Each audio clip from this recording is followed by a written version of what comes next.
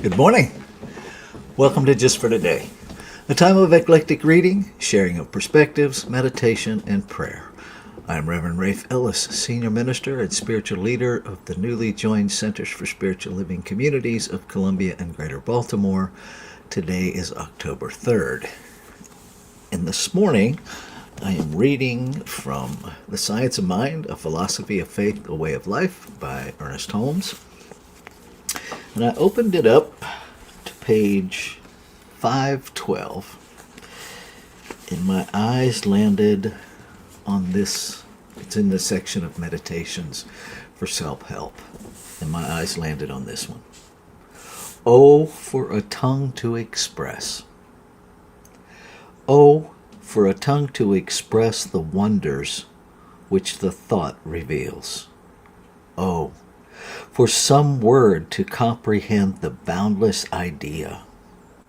Would that some voice were sweet enough to sound the harmony of life.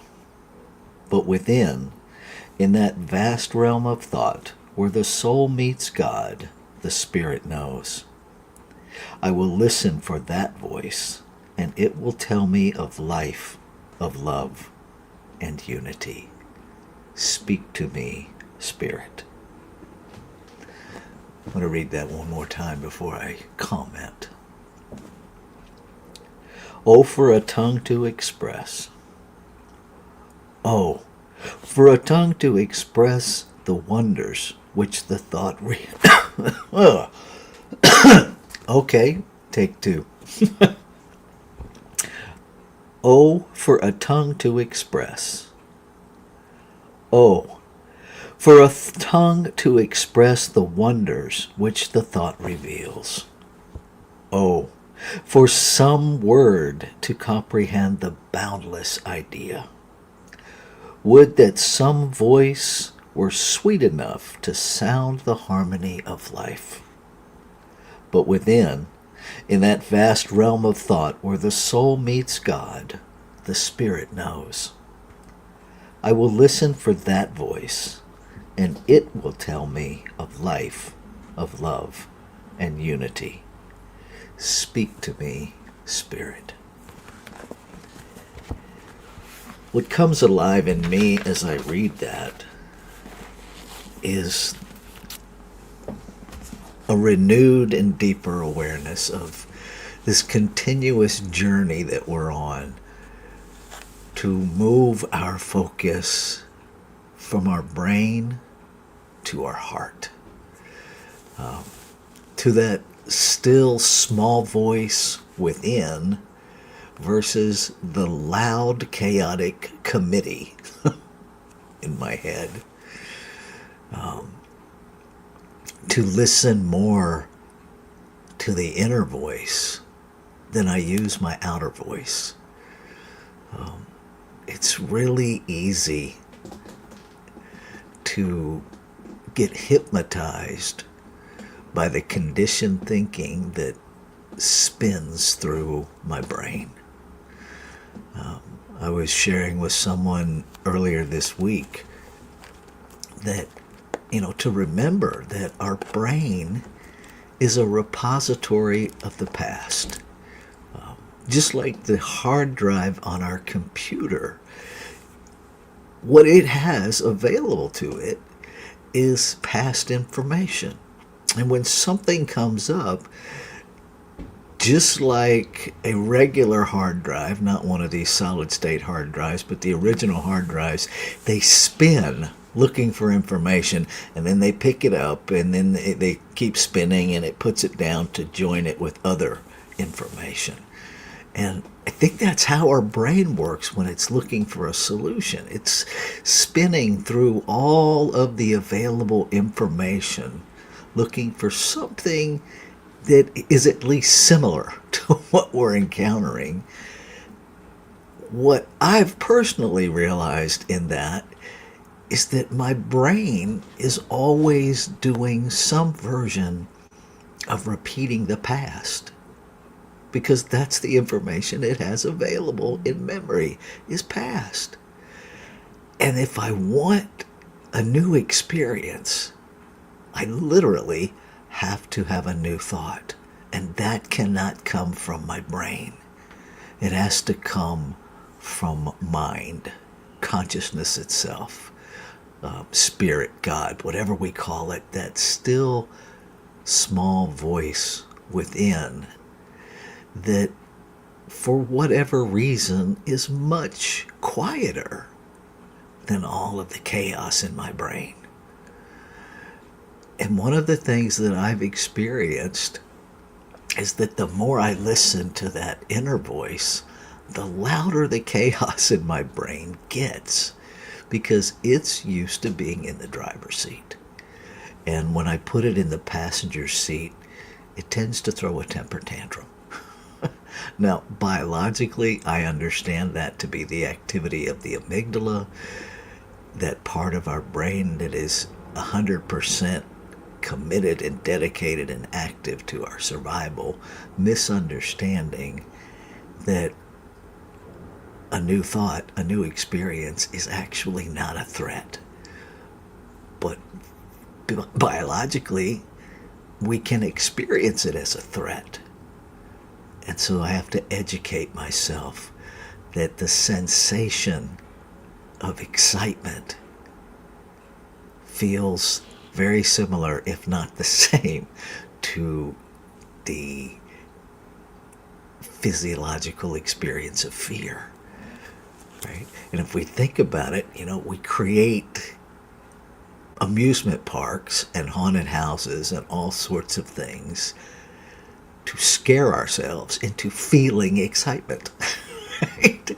And we do it from a joyous perspective, but the sensation is the same in our bodies because we're sensational beings and we feel alive when that endorphin system is fired up. It's not good, it's not bad, it's just how we're built. And so when we calm that process, when we go to that inner voice, it can be disconcerting to our amygdala because it translates it as something's wrong. And we have to remember that no, things are perfectly right in those moments. Doesn't mean we dismiss the brain. We just quiet it so we can hear something different, so we can allow revelation. And revelation, very clearly, it has to already be there to be revealed. Right? It's not making something that isn't there. It's revealing what already is. And so that quietness, this meditation practice that we do, that you do on your own, the walking in the woods, the sitting on the beach, just watching the waves, allows for that quiet, for what we already know, the wisdom within us, spirit within us, to reveal life, love, happiness, peace, power. What an amazing thing creation is as us. So this reading invites us to go deeper into that. So that's what that reading sparked in me this morning. Would love to hear from you. You can put it in the chat now. You can put it in the chat later. You can never put it in the chat. Whatever works for you. Yeah. So I'm going to read this through one more time and take us into our meditation. And I invite you to just be present with that voice within. See what gift it has to reveal to you in this next 5 minutes. Oh, for a tongue to express the wonders which the thought reveals. Oh, for some word to comprehend the boundless idea. Would that some voice were sweet enough to sound the harmony of life. But within in that vast realm of thought where the soul meets God. The Spirit knows. I will listen for that voice, and it will tell me of life, of love, and unity.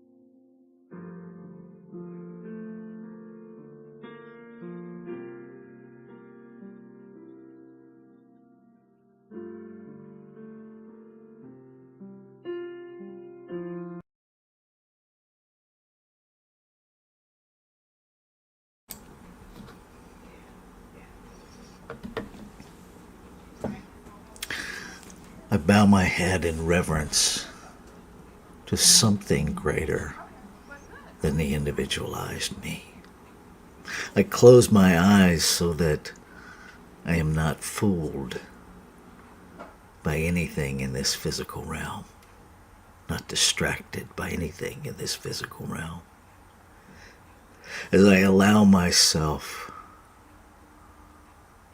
to remember, to recognize that there is one power, one consciousness, one reality, one life, one peace, one beauty, one infinite intelligence that is absolute abundance, known by many, many names. God, Great Spirit, the Great Mystery, celebrated, communed with, in, through, and as many theologies and philosophies. No matter what we call it, it is beyond limitation. It is beyond definition by a finite idea. It is creation itself, expressing itself in exquisite multiplicity, individualizing itself, and yet never separating itself, never used up by how many different ways it expresses, but rather expanded.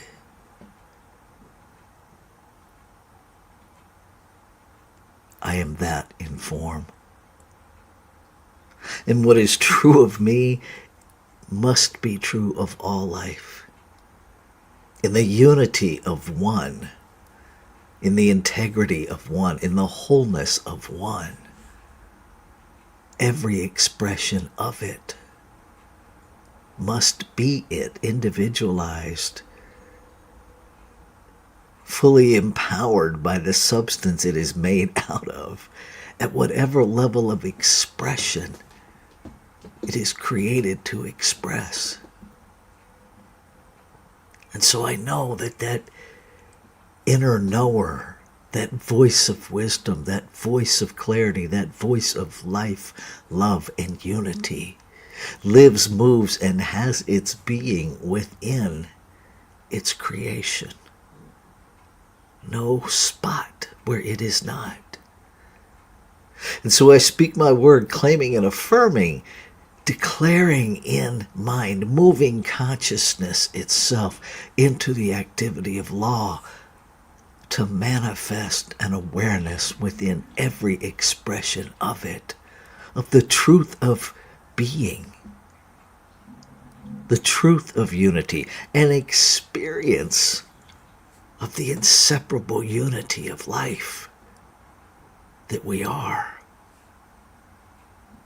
An awareness that everything is done to all. That there is no such thing as an activity of creation that only impacts one element of creation. And as we open to this awareness, as humanity especially becomes aware of the absolute interconnectedness of life, that we begin collectively to act from that inner wisdom, that inner voice that reveals the wholeness of life,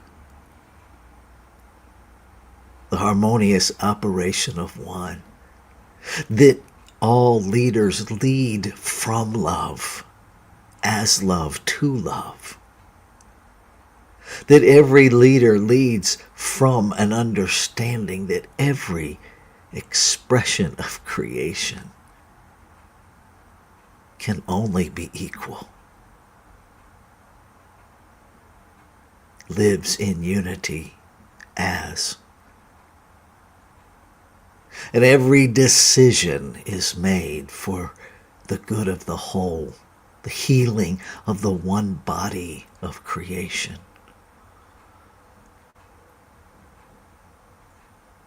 The human, the animal, the planet, all of it. The harmonious operation of one. I know it is within, and I claim and affirm that what is within is moving to the without. The consciousness itself is pulling a vision of itself from the inside out, no longer confused from the outside in. We clear a path of clarity. We stand courageously in what is. Just as Harriet Tubman stood courageously in the doorway, we say yes to what we are each called to do, and know that we are held in the highest of authority, in the highest empowerment.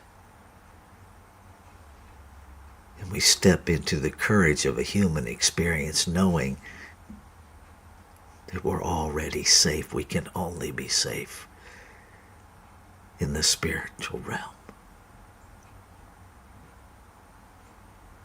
And I am grateful. I am grateful that the activity of law, the doer within this creative process, has already heard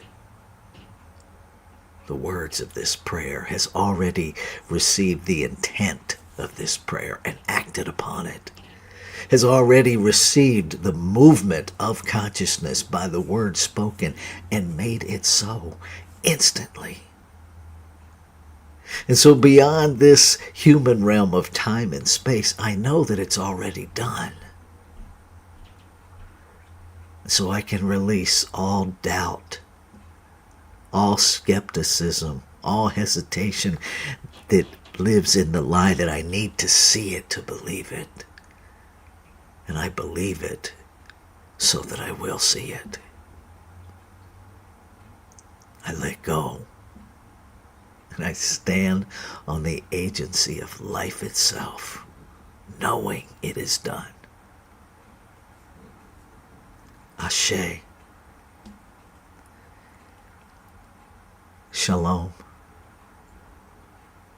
Aho. Amin. Amen. And so it is. Namaste.